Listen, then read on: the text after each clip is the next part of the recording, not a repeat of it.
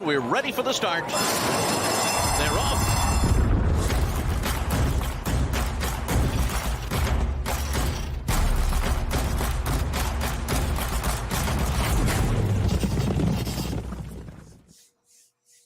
A good Tuesday, everybody, and welcome into It's Official. I'm Jeremy Plonk from First Bet, along with Jeff Siegel, as it is Pegasus World Cup week.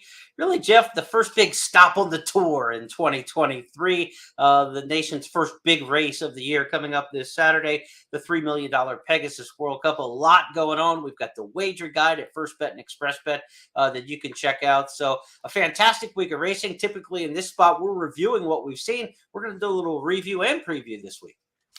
Hey, what this 3 races they have on Pegasus World Cup Day. If you like to gamble and want prices, I mean, you have your share of possibilities. Okay. All 3 races are terrific. On the one end, maybe we don't have a superstar. Maybe we'll find one after the race. But the bottom line is it's great gambling, especially if you're playing exactas and tries. If that's your thing, you have a lot of opportunity here to really make some serious money, as opposed to sometimes when you get these rich races and you got a 3 to 5 shot that will probably win, but you don't want to bet on them. Not the case this week, this year. Looking forward to a fantastic race card Saturday at Gulfstream Park. And this time of year, it's about the 3-year-olds as well. As we look forward to the Triple Crown Trail, we've got 2 big preps this weekend: San Vicente Sunday in your backyard at Santa Anita, on Saturday at Oaklawn. They'll have the Southwest Stakes, a fantastic renewal of that. We'll talk about that race a little bit. And last weekend, Jeff, it was the Spectacular Bid in Maryland.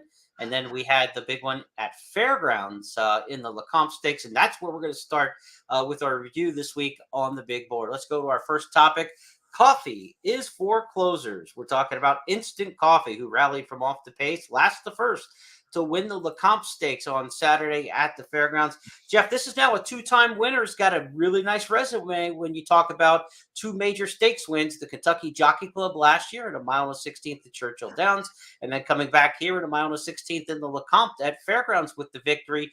2 turns, 2 graded stakes races.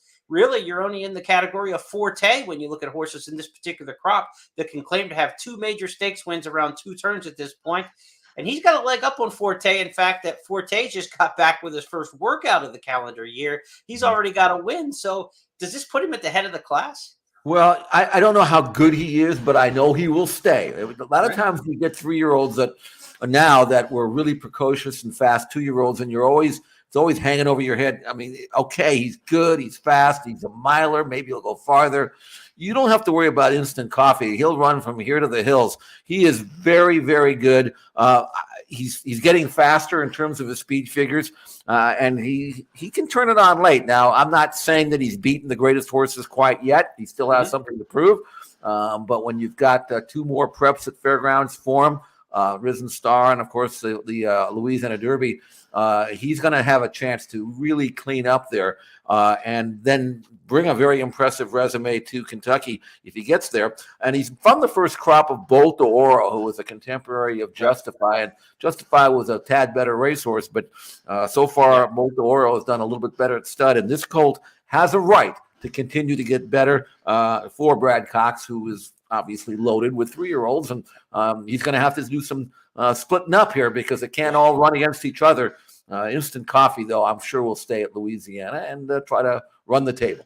Yeah, that makes a lot of sense. And Cox had mentioned it could be the Risen Star or just wait up to the Louisiana Derby at this point. He has those 2 big 2-turn races in tow already, so he may not be as developmentally challenged as some of the others in the crop and need 2 more preps. So maybe 1 more to the Louisiana Derby for him would make sense. Now, he's a come-from-behind horse. I particularly like those styles, but I know speed in your backyard. You guys like speed out there and horses that can be up attending the pace.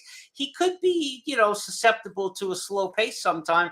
But the Kentucky Jockey Club, Jeff, when he won that, they went 50 for the half and 115 for 6, and he won that from off the pace. This race was faster paced and really did set up for him. He got the right race shape in the Lecomte, no question about that, but he won with a faster pace. So I like when a closer can win no matter what the pace looks like in front of him. To me, that's a sign of a pretty good horse. I think this horse is going to be right up there in this crop, and the Fairgrounds path has been very good in recent years. Yes, it has, and sure we all like speed, but I like the the comfort of knowing that I'm not going to worry about how far the race is. I mean, every time I end up, not just me, but you get those middle distance, you get up to a mile and an eighth, and can he go a mile and an eighth? Yeah, but can he go a mile and a quarter? I don't know. Instant Coffee is going to get the trip, and being by Bolt Oro, who was one of my favorite racehorses when he was running, and now obviously a terrific stallion. He got the pedigree, he's got the connections, got the style. I think he's, again, I don't know if he's brilliant yet. I don't know if he can go out and beat a real top horse yet. He hasn't had a chance to do that, but I sure like where he's standing right now. Where does he even stand on his own murderer's row of 3-year-olds for the Brad Cox barn? We brought this up last week. We've updated it in the gold to show you that Instant Coffee is now the Lecomte winner. Slip Mahoney won nicely in Maiden Company at Aqueduct over the weekend, and Brad Cox says that one's going to come back in the Gotham Stakes. So he's got horses literally from sea to shining sea practically on the Triple Crown Trail, Jeff. He's absolutely loaded. You know, there's some news about Loggins this week as well. Yeah, he's going to be back at in the barn in a week, but it doesn't look like Brad's going to really rush him off his feet to make the Derby. That would really be cutting it close, and I think he's got enough other possibilities for the race. But I think more important than that, he really does think Loggins is a fantastic prospect, and he wants to do right by him. Right. So if he doesn't make the Derby, if he makes the Preakness and then goes on, that's fine too. I hope he comes around and stays healthy, because, you know, we talked about him last fall, how both of us liked him. And, you know, he might be the best that Brad's got, but I don't think he's going to be under the gun to make the Derby. I know people who followed me for a long time probably get sick of hearing it, but I always remind people necessity is the mother of invention. This horse will not be pushed to the Kentucky Derby when you see a graphic like you just saw right there. When Brad Cox has 10, 11, 12 prospects for the Derby, you can be a little more patient, right? When you're in a barn and you say, this is my horse of a lifetime that Loggins could be for somebody else, then there may be the urgency to press and to make a big race. When you've got others that can do it and say, well, maybe I'll save this horse as my Preakness horse or my Belmont horse or down the line as a Haskell horse.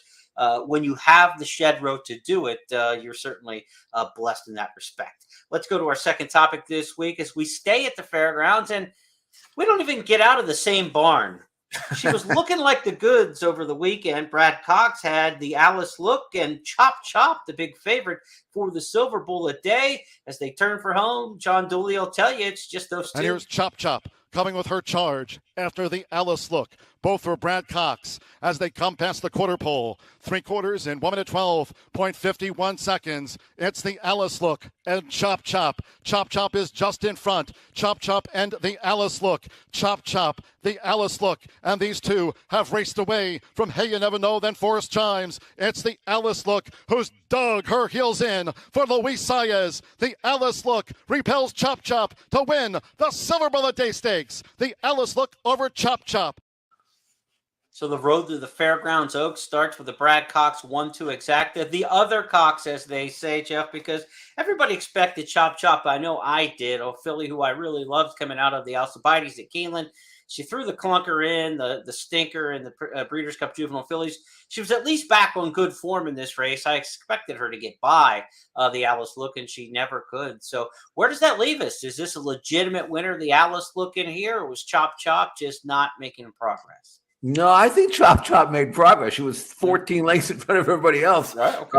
Just for her own stablemate, should have won by a pole. But so they both ran really well. The buyer number of 89 was very strong for a 3-year-old filly this time of the year. The Alice Look is from the first crop of Connect, and Connect, of course, the son of Curlin, was a very good racehorse.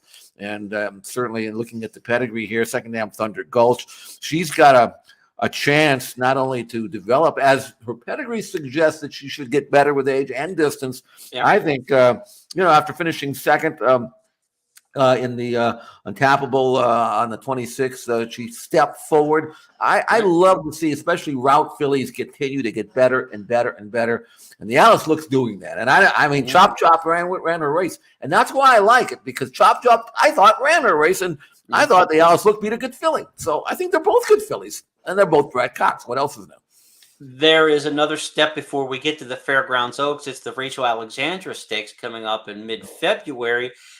I suspect you're not going to see either one of these fillies in that. I think you'll see them to the Fairgrounds Oaks because the big filly, Hoosier filly for Tom Amos, who was so dominant in Kentucky Yes. last year, she's Mhm. got the Rachel Alexandra circled for her 3-year-old return race. It's interesting because we talk about like where are the good 3-year-old fillies this year. You got Wonder Wheel; she's possible for Fairgrounds, right? I Sure. mean, they could all be in New Orleans, and they're not going to all want to run against each other, especially in a race like the Rachel Alexandra mid-season like that. But the Fairgrounds Oaks just shaping up to be a dynamite race. You know, if you'd have Wonder Wheel, Hoosier filly involved there, Oaklawn and the Fantasy's got to get some of these spin-offs, right? I mean, they're not all going to stay on the Fairgrounds path towards the Kentucky Oaks. But, these two Cox fillies go up towards the top. Bob's got Feza out in California. That Mhm. might be the best 2-year-old filly or now 3-year-old filly Mhm. on the West Coast towards the Oaks. Who else? I mean, Chocolate Gelato, I don't think it's works. It's running last in the Breeders' Cup Juvenile. Mhm. Wonder Wheel. To me, this is like Hoosier Philly and maybe one of these Brad Cox fillies stepping forward and then face out in California. That's an early look at the Oaks. That's true. And there'll be others, I'm sure, that'll surface in the next Right. 3-4 weeks, both places. So that's kind of a wide open division. But right now, I would say, based on what I've seen, I don't know if we got a superstar quite yet, but we've got a bunch of really, really good fillies, and I hope they all make it to the Oaks because that'll be another great race if they can. But this filly here, the Alice Look, I wouldn't put it past her. And one thing that people will notice about that race is she did kind of drift out towards the end in the stretch to hold off her stablemate. Sometimes a jock will do that because they want them to sense the competition, Yeah. and I figure if the other horses way outside, they don't see them. And I like the fact that she came out and then looked that filly in the eye and then drew Right. off again. That was, to me, was impressive.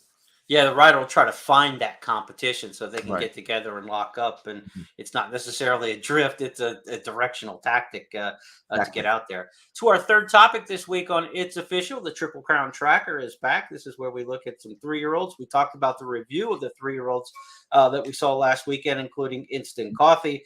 We've got a really good one coming up Saturday, Jeff. The Southwest Stakes is already drawn at Oaklawn Park. And Corona Bolt is a horse I'm very high on. I've got him ranked right now as my top prospect. I don't know how far he can go, but I'm enamored with his physical talent.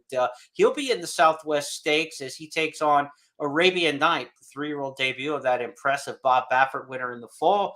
Your thoughts on Arabian Night heading in towards the 3-year-old debut? First of all, I don't know if I've ever seen a grade 3 race carrying it $750,000 purse. Now, maybe there was, but that's one of the reasons why you've got the strongest Southwest Stakes I've ever seen in my life.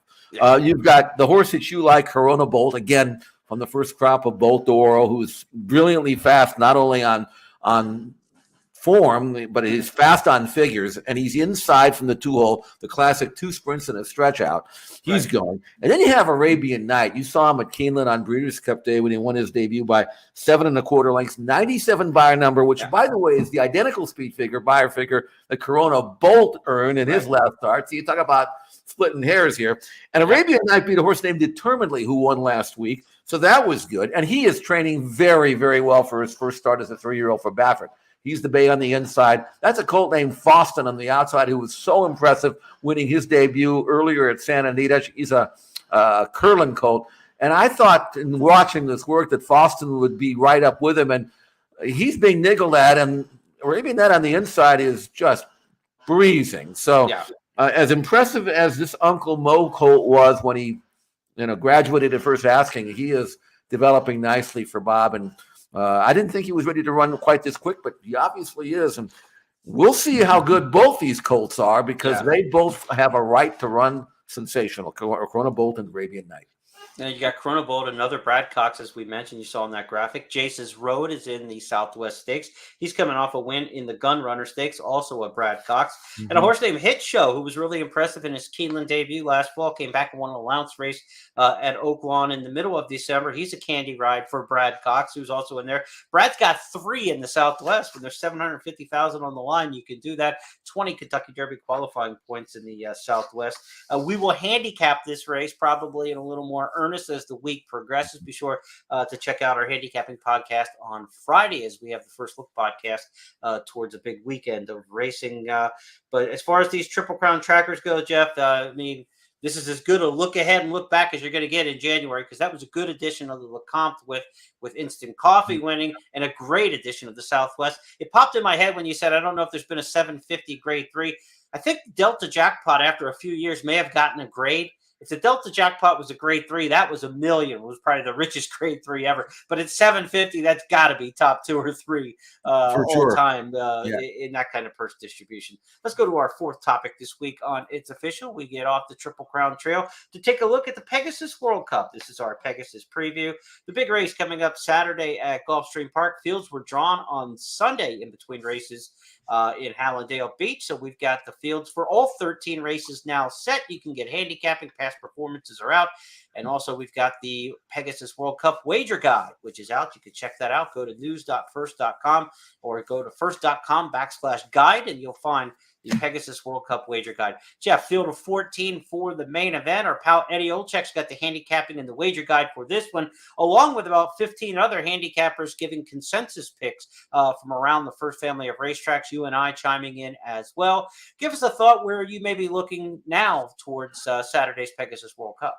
Well, Cyberknife is the 5-2 morning line favorite. This is his swan song. And if you looked at his form, you'd concede that he probably is the one to beat. He's several of these are 4-year-olds now that are taking on older horses, either for the first or maybe the second time at most.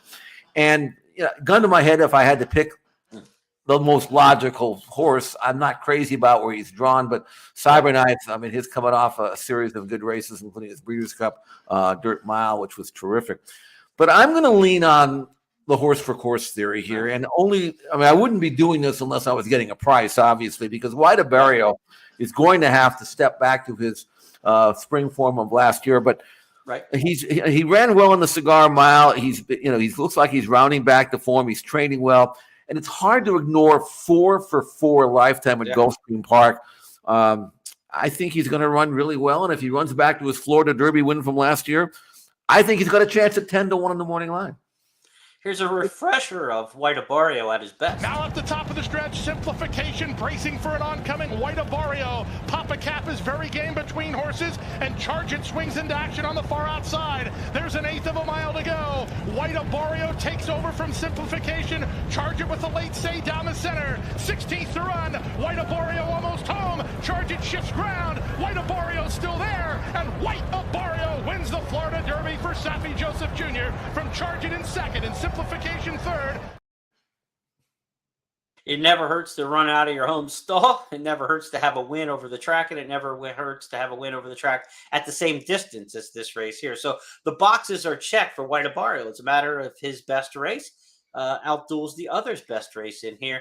And Jeff, you got the 4-year-olds, you've got some of the older horses. No horse over 5 has won the Pegasus World Cup. This has been for horses that are, sharp. And we've seen Breeders' Cup Dirt Mile horses have a lot of success in this race. Of course, some classic horses have cut back that were super talented as well. This is a race for sharp horses. Gulfstream's going to be quick. It's always quick on big days. You got a short run into the first turn at 1 1/8. So position's important here, and horses who can handle the track and get that turn of foot over it are going to be advantaged. Do you think the 4-year-olds moving against the older horses, your take on that, is this 4-year-old crop ready for the elders, at least this group of elders?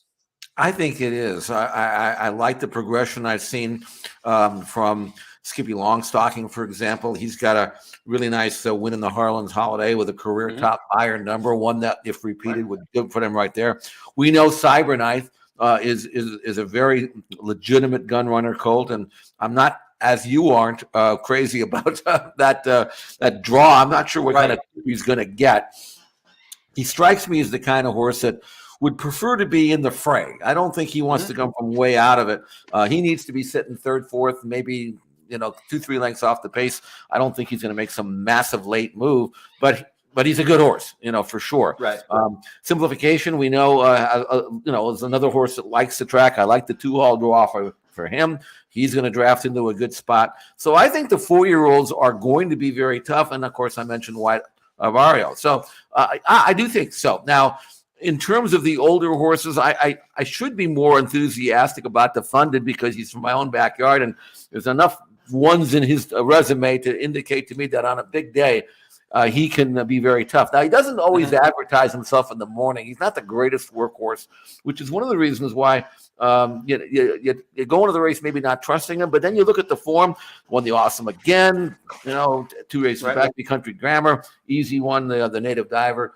And, he's got tactical speed. And I'm not going to, if you like him, I'm certainly not going to talk you off him, Jeremy, because Defunded on his best day is tough. Yet, if you look at his buyer numbers, and a lot of people don't, that's cool. It's just one factor. He's not real fast on numbers. I mean, if you look at his form, he's run 13 times. He's got one triple-digit buyer number, and his last 2 races were lower than 100. So, if that's part of your handicapping philosophy, which sometimes it is for me, and sometimes, trust me, it isn't. Defunded may have to run the best race of his life, but maybe he can. Baffert's won this with really good horses like Arrogate. He's won it with okay horses like Mucho Gusto. This horse feels a lot more Mucho Gusto than Arrogate, no question about that. But it might be the right field in the matchup. And I ended up taking him on top in the wager guide. It's not a very confident pick at all. And I read some of the quotes from Baffert's where he said, this is a one-dimensional horse. We'll see if he can just get out there and get away with it. And we'll take our chances. It wasn't the most confident speech from a often braggadocious trainer who tells you when he's got one breathing fire like a lion going into a race. So I'm a little tepid here. It's early in the week. The good thing about the wager guide being digital is we could probably go back and change picks later in the week. But for right now, on Tuesday as we record, I went with Defunded. I think he's going to be the best horse at a nice price. I think he's going to be 4-1, 5-1. I don't think he'll be the 6 in the morning line, but I think he's going to get bet right around that $10, $11 area. Yeah. Cyberknife would be the pick if he had a better draw for me. If he was in the 1, 2, 3, I would like him a lot more. This is a great betting race, and this is what makes this different than a lot of the Pegasus World Cups we've seen in the first 6 editions, where it was Breeders' Cup champions matching up against each other, or solo taking, heavy favoritism in here. 4 of the 6 favorites of this race have been 3-2 or less. And those 4 heavy favorites all won the race. The 2 somewhat lukewarm favorites, were in the $5, $6, $7 range, got beat. This seems like more like a race where you could have a $7 favorite and they're vulnerable. And that's kind of where Cyberknife sits in here. But I want to say this about the field for this year's Pegasus. There is the Fountain of Youth and the Florida Derby winner from Gulfstream last year back. That's awfully good when a track gets its 2 strongest 3-year-old race horses back at that track in their handicap division next race. There's also the winner of the Native Diver and the Cigar Mile, or the Clark Handicap. Right. There's the runner-up in the Cigar Mile. So you take every important race since November in the older handicap division, since Breeders' Cup Day, those main horses are all back in this race. You got the Harlan's Holiday, the local winner in here, and that group of horses, that cluster doesn't include Cyberknife, the favorite, who's a head away from being a Breeders' Cup champion and won 2 Grade 1 races last year, including the Haskell. So this is a better field when you look at the resumes than if you look at the names in the program, right? I mean, the names in the programs don't wow you, but who the heck do you think's going to be here when Life is Good and Nick's Go are retired? I mean, it's kind of like when those horses, you could have got Rich Strike and Taba, maybe those 2. But does this field get any more intimidating or great with Rich Strike and Taba? I don't think so, not so necessarily. Taba would be the favorite had be running in here, but with the Arabic connections wanting to run in Saudi Arabia, you totally understand why they're going overseas with Taba instead of running in this spot. But this race is as strong as it could possibly be with horses are in training. I think it's a really good betting race, and the resumes are there. That is the main thing for sure. A couple notes I wanted to mention as far as Defunded. If Bob Baffert wasn't, overwhelmingly enthusiastic and confident about the race, only thing I can tell you about Defunded is after he won the Awesome again, Grade 1 event, a win and you're in for the Breeders' Cup. Baffert was asked if he was going to the Breeders' Cup now with this horse, and he kind of rolled his eyes like, come on. So he's never really loved this horse, but that doesn't mean he can't win. And the other thing is, if you had a chance, go to xbtv.com and look at some of the recent works that Wida Barrio has had. And that's another reason why I ended up with him at a price, because he looks like he's thrilled to be back at Gulfstream, and he is really, really training well. I feel worse and worse about my pick the more we Well, go you can here. change it. It's only I think that I think we're going to the right-hander in the bullpen. The manager's already passed the first baseline, Jeff. He's halfway to the mound. He's coming to get me, and I think we're going to have to go to the bullpen by the end of the week. Right. So be sure to check back on all of that. And that's why the wager guide, again, it's a digital format now versus the PDF in the past. You can go through, you can see replays, you can see all the contenders, you can see the workouts, and we can update the information in there. So we want to get you the best information possible. Again, go to first.com/guide or go to news.first.com and check out the tab for the Pegasus World Cup wager guide. Let's go to our fifth and final topic this week on It's Official. As we always do, we wrap up with a look ahead from a big maiden winner, either 2-year-olds last year, now the newly turned 3-year-olds. And we had a really nice one at Fairgrounds, Jeff. I was writing my early write-ups for Countdown to the Crown for this week, and one to watch is how I ended the statement on this horse. First Defender, a really impressive Fairgrounds maiden special weight winner on Saturday on the Lecomte undercard. Went 6 furlongs in 1:10.88, won by more than 5 lengths. This could be Steve Asmussen's horse. He really doesn't have a big 3-year-old this time of year, which is kind of strange for him because he's usually really good over the winter in establishing a lot of horses, and then it narrows down to who his good ones are for the Derby. He's still trying to find his Triple Crown type horse. And boy, First Defender threw his hat in the ring nicely on Saturday. He did, and here's one of the reasons why I liked him. He's not supposed to be a sprinter. I mean, you put a horse like this colt first time out, you run him 3/4 of a mile. I know he's looked good, he's trained well and all that, but you have to figure whatever he does going 3/4, he's going to do better over distance of ground. He's by Quality Road, whose colts generally are not all that precocious. High quality stallion for sure. He's out of Love and Pride, who won the Zenyatta Stakes out here at Santa Anita. Second dam was placed in the Santa Anita Oaks and is a half sister to Bernardini. So it's all distance, it's all route, it's all that Eastern route breeding, and yet First Defender was able to win first time out by more than 5 lengths, doing it not on the lead, but from a stalking position and then kicking clear at the end and doing it with a good number. I know traditionally it's a little late now for a first-time starter to come out in the third week of January and be a Derby horse, but that rule was broken several years ago. We don't have to worry about that anymore. And I think First Defender's got a chance now. Again, whatever he does sprinting, he's going to do better over distance of ground. One to watch there for sure. Start of the future this week. First Defender for trainer Steve Asmussen. And looks like there's a pretty good group of horses either at Fairgrounds or aimed at Fairgrounds or shipping in and out of Fairgrounds. New Orleans is going to be a hot button place this year on the Triple Crown Trail. No bonus topic for us this week. We got more work to do and getting back on that Pegasus World Cup wager guide and all the video work Jeff and I are doing throughout the course of the week. You can also get contender previews on the ExpressBet YouTube page for all the top contenders for the Pegasus World Cup that Eddie Olczyk cut last week. I helped work with that. Edzo's got his take on 8, 9, 10 contenders for this year's Pegasus World Cup. Be sure to check those out, the ExpressBet YouTube page and on the various social media channels too with First Bet and ExpressBet. Jeff, the entries are out. We've already got spoiled with PPs for Fairgrounds or for Gulfstream on Saturday, Oaklawn on Saturday. We've already got the PPs. So we've got a couple days to get some work done. Maybe some snow days here on the East Coast. Hopefully you can keep the power on out there in California because we got work to do, pal.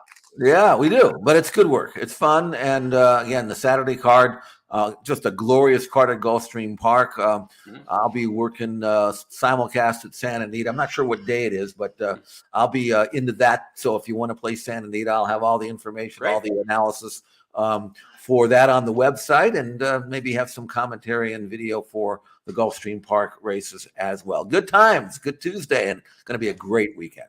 All right, I got 4 days to find somebody to replace Defunded with. No, if you do that, Defunded's a cinch if you jump off him. You know how that works. That is how it works.